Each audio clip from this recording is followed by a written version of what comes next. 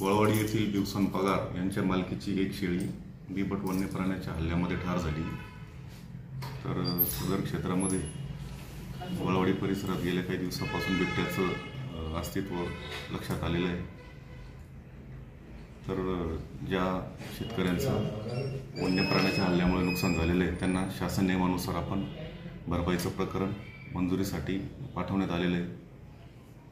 सदर परिसरात पाण्याची टंचाई असल्यामुळे बिबटसारखे वन्य प्राणी हे मानवी वस्तीकडे सद्यस्थितीत निदर्शनास येत आहेत। तरी या निमित्ताने सर्व शेतकरी बांधव व मजूर स्थानिक ग्रामस्थ यांना आवाहन करण्यात येते की त्यांनी त्यांचं पशुधन हे शक्यतोवर बंदिस्त गोठ्यामध्ये राहील याची काळजी घ्यावी।